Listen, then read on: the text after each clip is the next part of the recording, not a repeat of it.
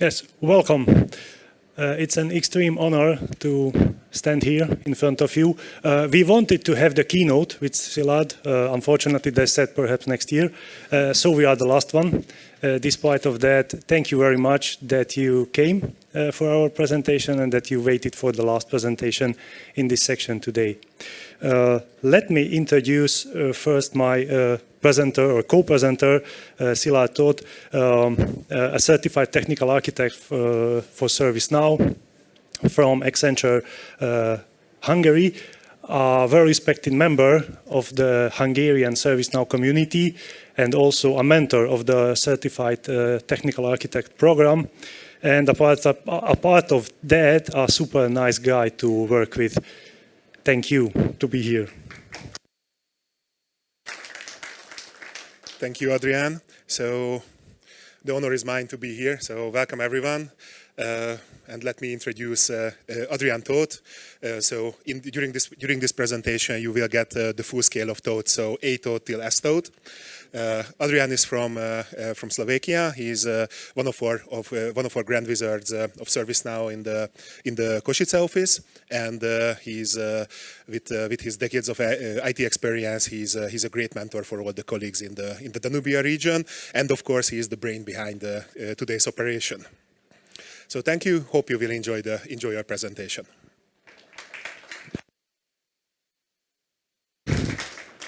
So let's be honest. Nobody of us came to tech to do busy work, to spend their days in spreadsheets and process emails, right? All of us, we wanted to solve big problems, but some way, on a way, we got trapped as digital janitors, doing busy work, triaging tickets, processing emails, filling spreadsheets, chasing approvals, stuff like that. You know it, manual stuff. And today's problems, according to the DocuSign Digital Maturity Report, is that almost 13 hours per week are spent by manual tasks by knowledge workers. And 47% of the workers are struggling to find the right information needed for their work to get done. And they rely on resources, they rely on IT. And we live in a world of unprecedented change where the pace of innovation has never been faster. To keep up, we cannot afford to be bogged with manual tasks. We need to be creative, we need to be strategic, and we need a tool set which will handle the rest. And today, we are diving into a duo, ServiceNow and Agentic AI, which is here to help us to reclaim our time back and hopefully also our sanity. And that will allow us to automate that what is supposed to be automated and can be automated. And let's talk about how to actually stop doing the work, start automate it, so we can all, again, focus on the big things.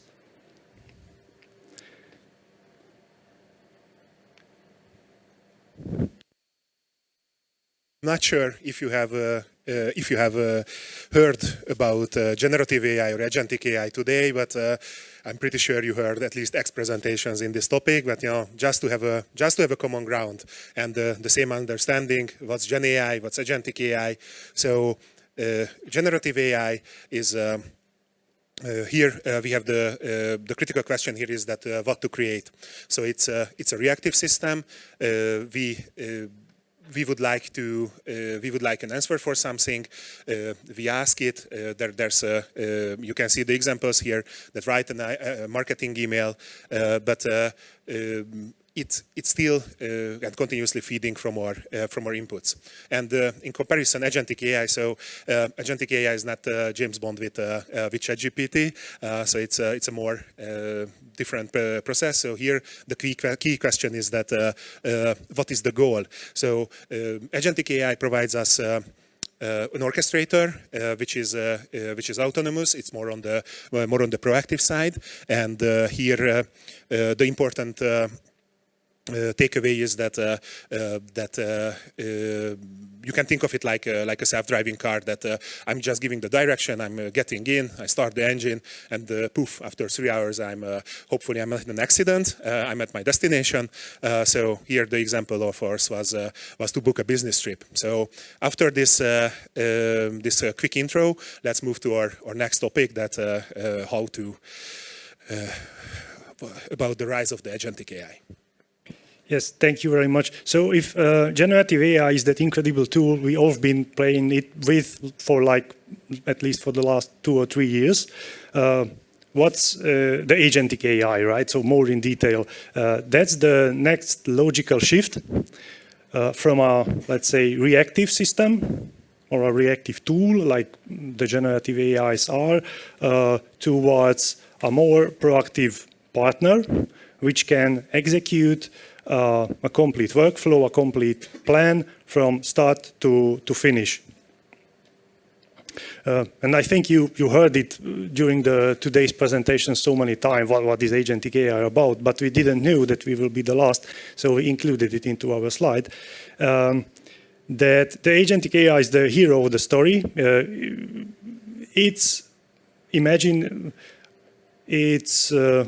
You just don't ask to create some content, to write an email.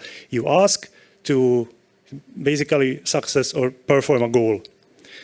And like onboarding a new employee. And what agentic AI does essentially on its own, it says, okay, to achieve this goal, to onboard a new employee, I need to collect some information about that person. I need to perhaps provision software for that person. I need to enable the user for that person in the ITSM tool, and essentially schedule trainings for that person. And what's important is it's able, because it's knows and it has been set up in that way, it can split up that high-level goal into particular steps and knows the tools which allows to complete those steps. And for instance, it will use as one tool generative AI to write the onboarding or welcome email. It will use yet another tool to connect to the HR system to send the personal information there. Use yet another tool to write a chat message into the internal chat of the company or the team. And yeah, basically complete and let the user know once the task is done. And the agent is the brain of this system. What is not just a fancy chatbot, so it's really more than just a chatbot which has been pre-programmed to act on a certain scenario.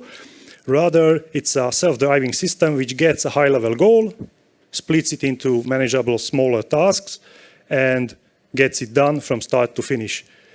And key message of this slide, this is the future of automation, right? So it builds on all the automation which has been done so far. Shall it be scripted? Shall it be workflows? You name it. And it can use all those existing automations, but on a very high level, and gives one more abstraction layer where you are able to define a task in a human language, most common English. And it's a system which gets a goal, and you just let the system drive to achieve that goal. And as we have our hero, every hero needs a villain, an enemy, to be presented by Szilard. Thank you. So in our story, the villain is the digital drag, and how we describe digital drag is basically accumulation of the negative impacts and effects on your daily work. What this busy work, as Adrian phrased it, gives that you know, you are during your daily work you are searching for information, how to do something, then you need an approval from someone, and basically this person is not available. You ping them multiple times in chat. I'm pretty sure that you can relate to it. And let's be honest, if I would ask this question, that how much time did you spend last week just to do these actions, or for example also to do the administrative stuff. So in our current way of working, for all knowledge workers, roughly 60% of their time is going about this, that we need to, that they are doing this work for work. So these low additional value tasks, which are or they is full of, and the two responsible entities for this are the data silos and the reactive trap.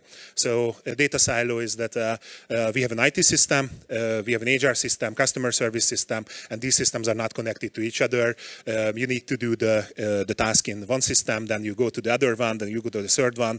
You divide your attention between these, and this can heavily decrease your effectiveness. And as I mentioned before, reactive trap.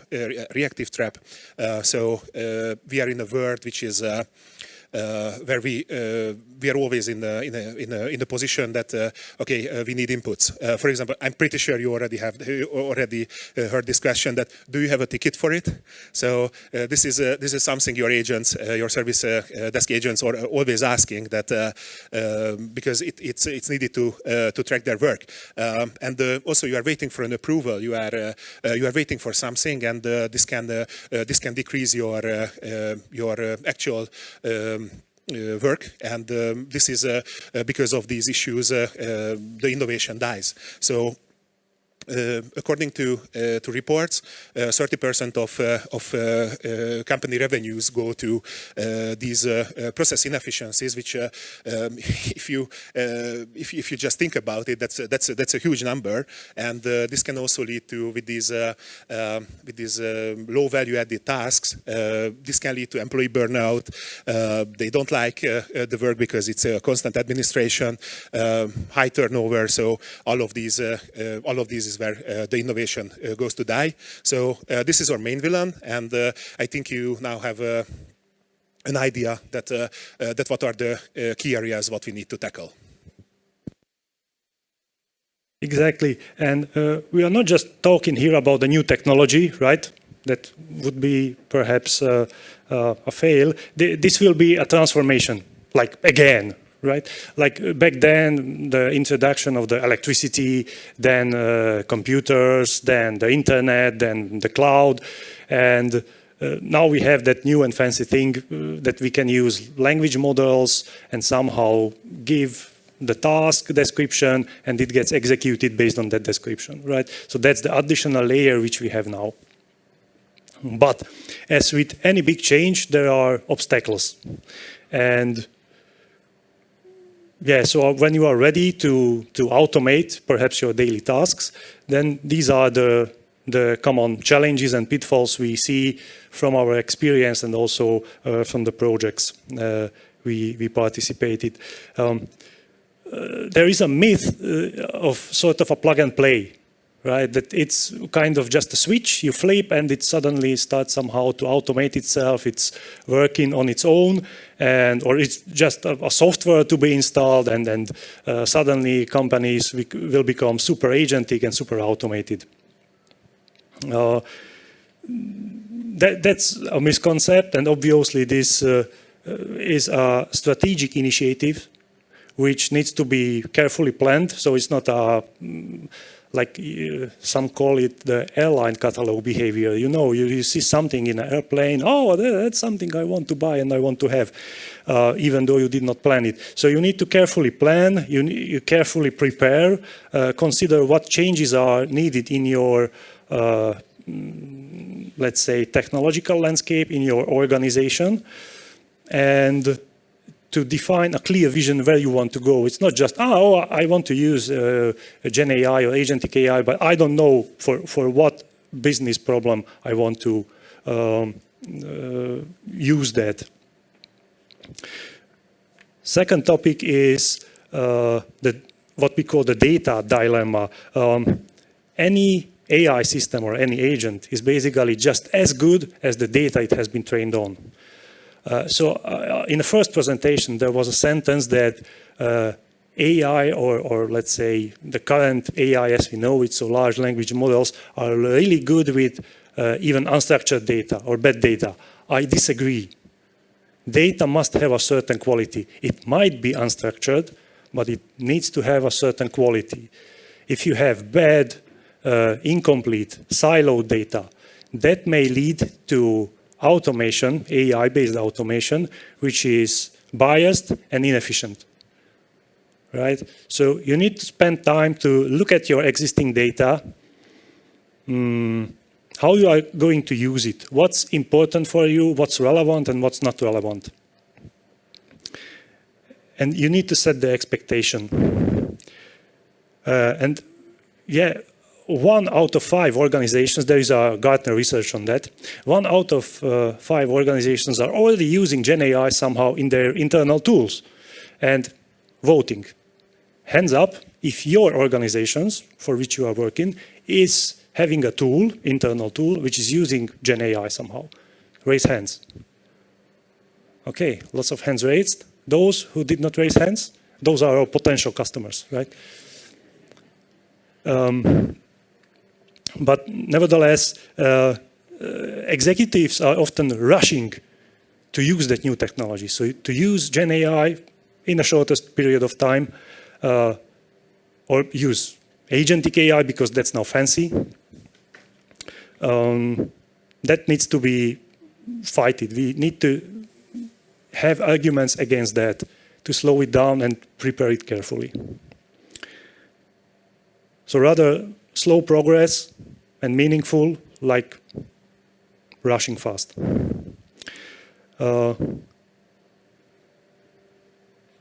Often we fail to define the right amount of human intervention for Agentic AI. We think that it's going to be really fully automated because that's what's in the marketing content, right? So suddenly everything is fully autonomous, your agents are working and you can, I don't know, look for funny pictures of kittens on the internet, right?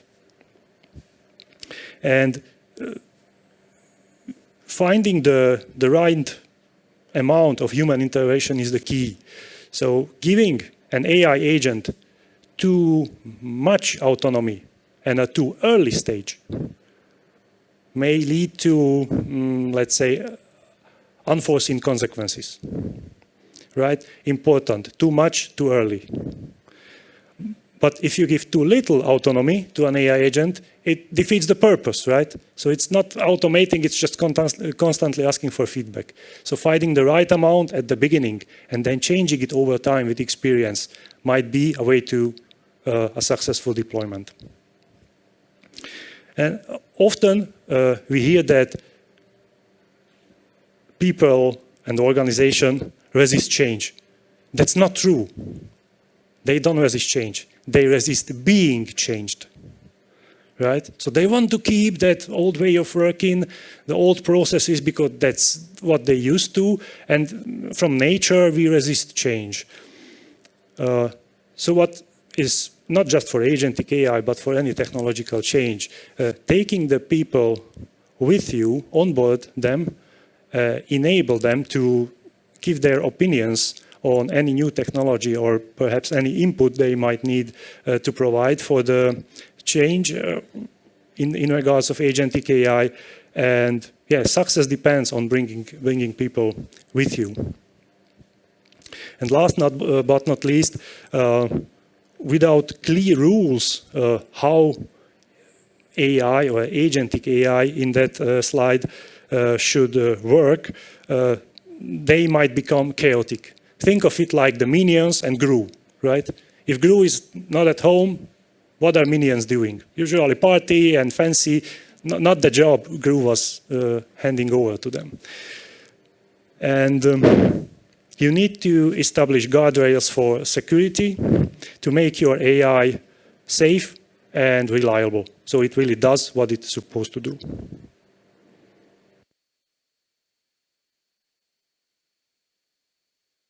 Also, another key question, when to use traditional workflows, generative, agentic workflows.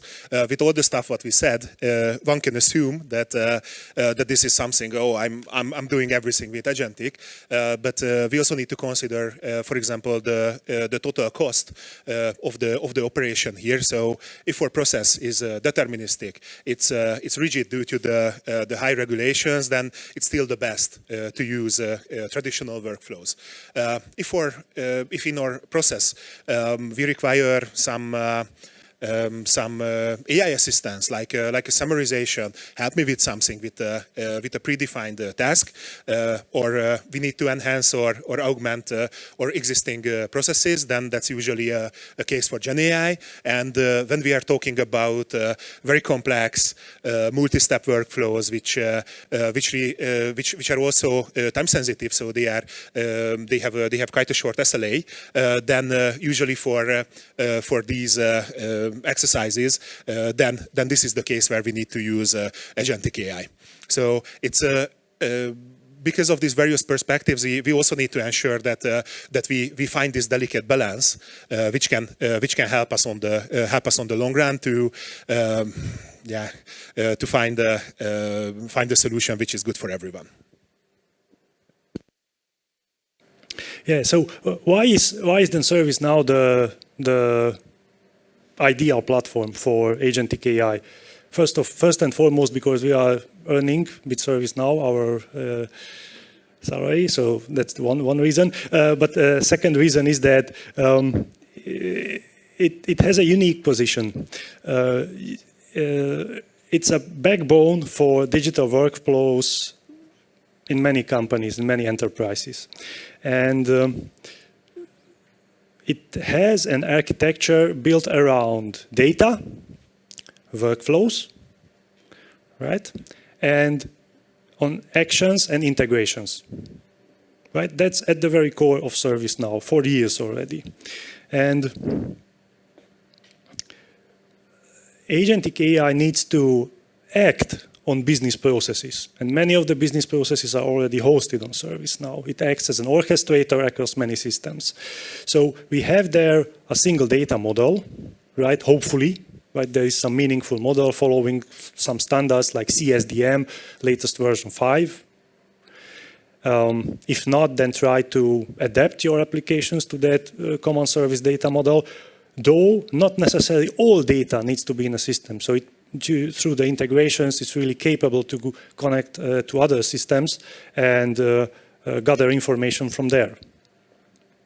It has the powerful workflow engine, which went through an evolution. More on that on the next slide.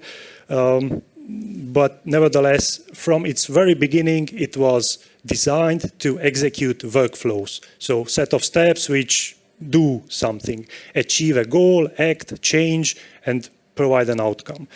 And integration is there. So it's not designed as a system to act on its own or live on its own. It really has integration capabilities supporting all the, let's say, known and open standards.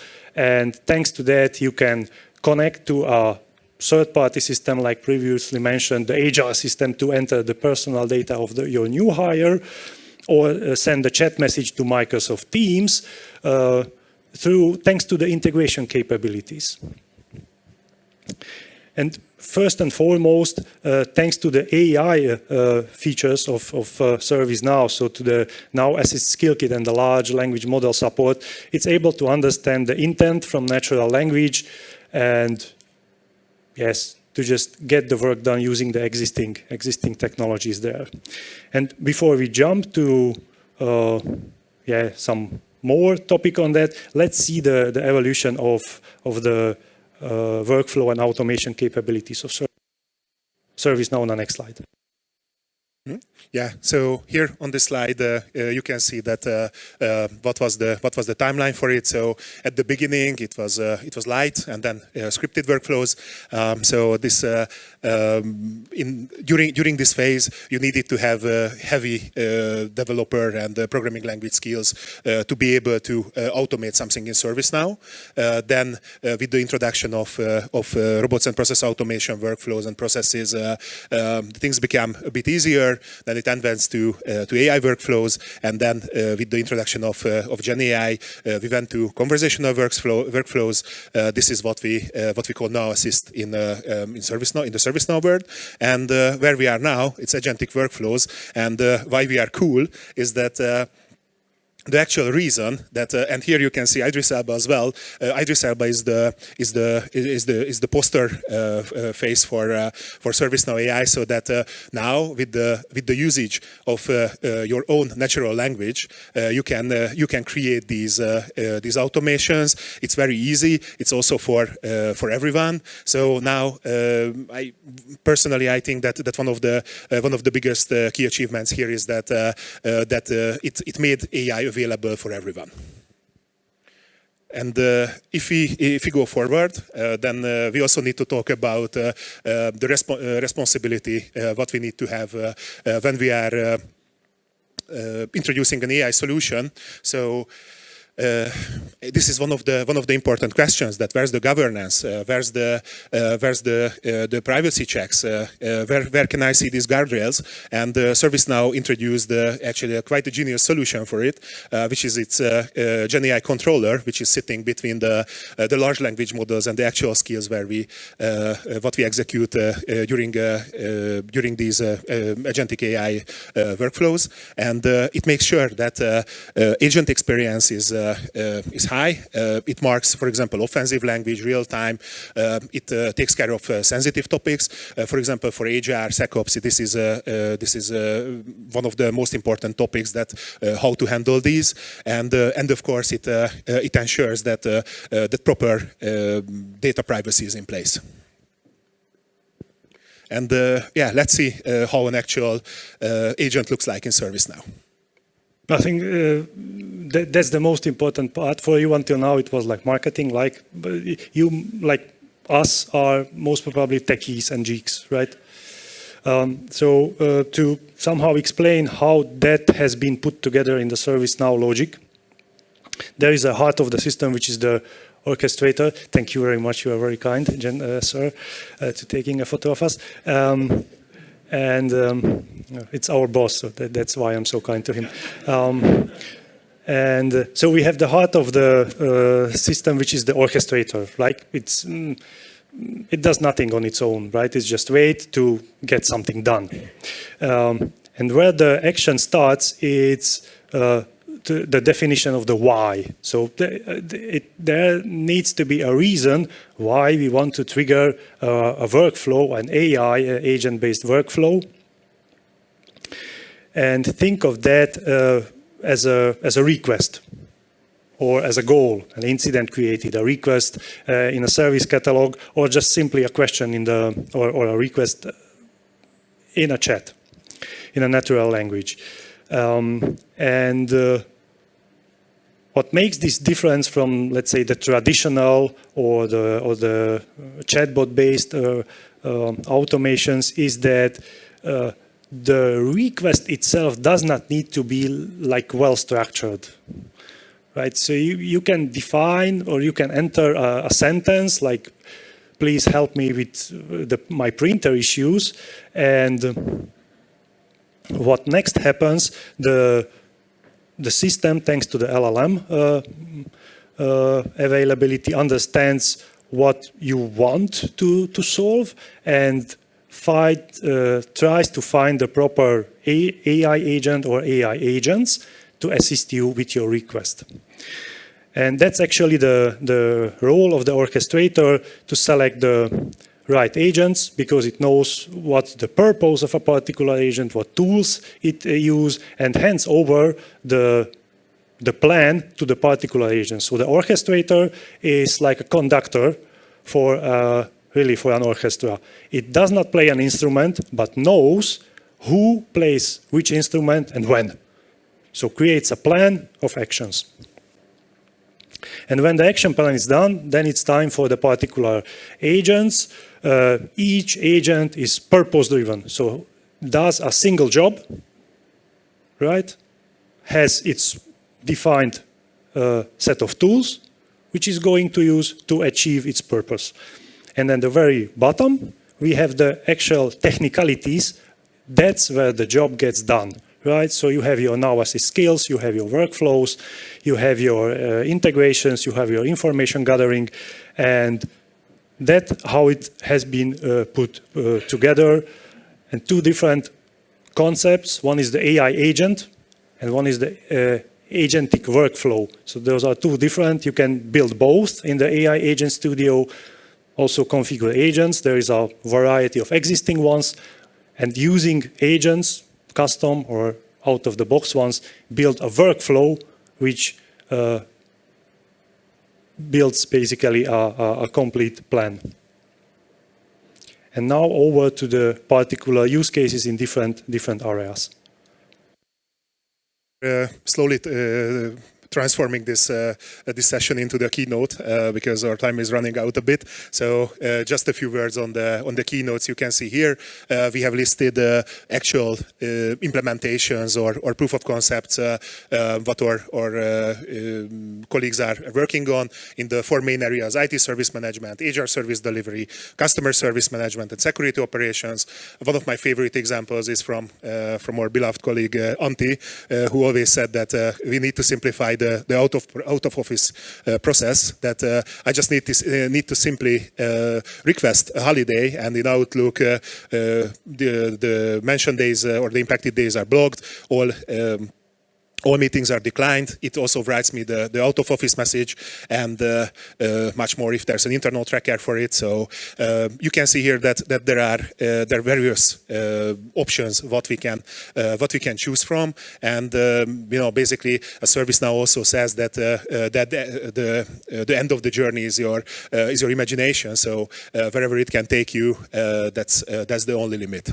So let's talk about a bit about the actual benefits, and as you were waiting for the demo for this whole 34 minutes now, that we will have it at the end.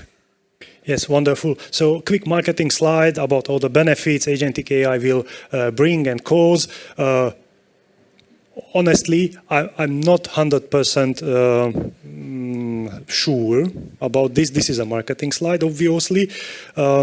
It will bring some benefits in regards of a higher automation quality, because the workflows will be, let's say, a bit more flexible, not that rigid. That means that regardless what input has been given, it may lead to the very same result.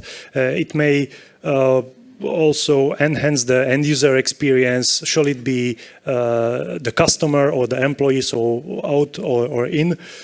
And nevertheless, yeah, I mean, we expect that it will cause higher productivity.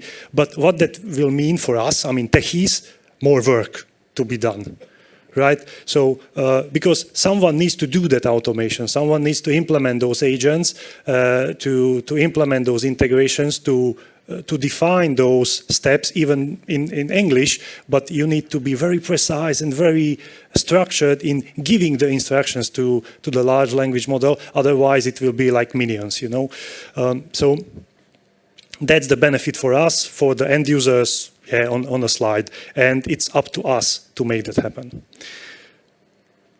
And now it's time for the amazing demo from Szilard. Yeah, thank you. So while Adrian is pulling up our demo instance, so because the devil lies in the details, we have prepared the recording for you. But after the session, if you have questions, then feel free to shoot. So basically here, what you can see before Adrian is starting the video, that I'm pretty sure you have experienced this, that you went to the office, you wanted to print something, whether it be personal, whether it be professional, and the printer was not working. So that's a common scenario.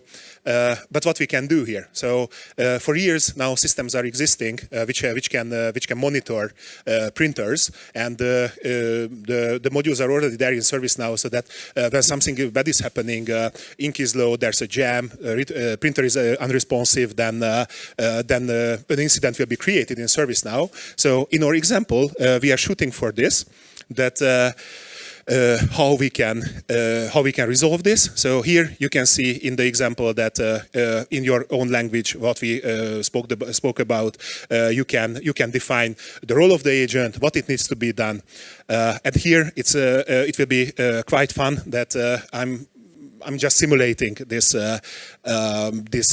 connection with this monitoring system, just like SolarWinds, and I'm explicitly telling to the agent that if I'm asking, or someone is asking that, did you do something? Did you restart the printer? In this case, because it's like that. Check the network connection, restart the printer, and then give me resolution notes. So that's. That in the demo it will. I will be asking it to confirm me that this is what you have done, and you will see that it will do it. So this AI agent, you could see that how the structure looks like now. I'm doing a testing, and here I inputted a specific incident that this is what I want to troubleshoot. It's checking the printer. You can see the troubleshooting steps that what was input, and it will proceed. So just for the demo purposes, I wanted to avoid using fully autonomous agents, which can from the start till the end, it can fully automate everything and do it by its own. Because personally, I believe that at least there's some supervision required, because at the end you will be the executor will be the responsible for the actions what the agent is doing. So here you can see that it's still thinking, and in the next question I will ask this: that are you sure that you have restarted the server? So while it's running, as mentioned previously, it's quite an easy system. You just input the role, the triggers, how it should behave, and yeah, this is the famous question. It's as Adrian said, that this is a common misconception that it's plug and play, but I would rephrase it a bit in this scenario that it's almost plug and play. Of course, we need to tailor it to the needs of the companies, but some basic scenarios, and this is coming with by default by ServiceNow. They can help kickstart this process. So this is the demo is almost over. So it's planning the next steps, and at the end, it will be all of these logging will be available in the incident. So that's basically a quick demo what it can do, and how it can do it in ServiceNow. So of course, Adrian was mentioning AI agents, AI workflow. So the difference between the two is AI agent is for a more specific exercise or task, and AI workflow is the combination of all of these all of the AI agents, and it can execute these multi-steps workflows. Yeah, and let's go back to the presentation. I think we have one last slide. One last slide, exactly, and 1 minute to go, so we need to rush. We have some predictions on AI for 2026, like that AI will silently integrate into every part of the business, like electricity, computers, cloud, and so on. My personal prediction is that there will be some sort of AI agents for desktop automation, right? Would be great as part of Windows or macOS. There will be an additional tax for using AI, right? Because that's fancy. If suddenly a lot of people are using AI, then why do not tax it? New hoaxes will pop up, like AI is causing diseases, right? It can generate chemtrails, or it can resolve or solve the assassination of John F. Kennedy. Next year, we will have a presentation on why we failed with our predictions, OpenSlava 2026, so see it coming. And the last prediction I leave up to Szilard because that's an excellent one. And this is my favorite one that based on the original timeline in Terminator, the T-800 is developed by Skynet and comes online next year. So basically that was all for us. So I really hope that that we could give you some insight on how to plan and which tools you have to automate your to-do list in ServiceNow. So thank you very much for your attention, and I think we still have a few more minutes for questions. So thank you again.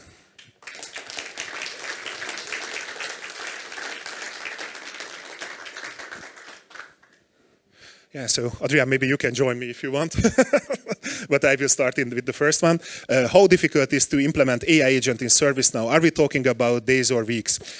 So this is an interesting question. Depends if you have the tools already ready and configured. So there's as with all other module implementations in ServiceNow, you need to have the basic configuration. But after that, if the framework is ready, then depending on the complexity, you can build your agents. Depend on your expertise, I would say in days. So in the example, what you could see that took me a bit more than 1 day because I suffered a lot with the testing. So that would be my answer for here. The second question, yeah, what are the usual low-hanging fruit tasks that can be tackled with Agentic AI in ServiceNow? Usually to use the low-hanging fruits, use existing agents, right? So there is a lot of AI agents which do like check an incident, do a summarization, try to understand it, look into the knowledge base, and get me some proposed troubleshooting steps. So that's a low-hanging fruit. Like it's pretty for all organizations. It's pretty usable. There are also, I don't know, it's a variety of AI agents already available. Try to leverage them before customizing or building your own from scratch. Perhaps that's the best advice. Next question would be, what are the important limitations of ServiceNow Agentic AI? Operation cost, license, implementation time till go live, access rights to data and tools needed to be given to Agentic AI functionalities. So in my opinion, so excellent question. So Adrian was talking about in the common misconceptions that you need to have structured data. So for example, you can have you can build an Agentic AI agent for knowledge article creation, but if your knowledge base is non-existent, then probably this won't be the best first step to do. So for me, that counts as a limitation. And Adrian was also mentioning during the presentation that you also need to have that you shouldn't be early with the implementation. So if your company is not mature enough to implement it, then this shouldn't be the first step. So I would also count it as a limitation. And we have one more question, which, yeah, how much is the increase in licensing cost if I would want to use this Agentic AI functionality in ServiceNow? Yeah, we are getting into the license details. So I can also answer this. So if you previously had the no assist license, then the Agentic AI is part of it. So, but of course, you should always check it with your ServiceNow representative what's the actual cost on it. But that's the generic information. With the next step, I took part in a session 2 weeks ago. They mentioned that voice recognition is also coming in ServiceNow, but that will be part of a different license. So I think that yeah, maybe let's have one more question. Let's select a nice one. I like the second from the bottom. How would you compare Agentic AI to other software development concepts? I mean, in one of the earlier presentations, there was mentioned that at the very beginning of the computer programming, there was like machine code to be written, and then there was a lady, Admiral Grace Hopper, who came up with the concept of higher programming languages. So not to write machine code, but to have some sort of symbolic language. And that's, I think, COBOL was one of the first programming languages which came to world. And now we are moving from that part where you need to learn a new language, like a programming language, where you don't need to learn the programming language, but one extraction layer above, you need to speak English, well-structured, and then it translates to code, and the code to machine code, and then it executes. So I would compare it in that regard to software development. So if you are good enough and can define the task well enough, then it will most probably generate a code which will do what you want to do. Not certain if that was an answer to that question. The break already started, so if for the remaining ones we can take it offline. So we are available here with Adrian. So again, thank you very much for attending our presentation, and see you soon next year.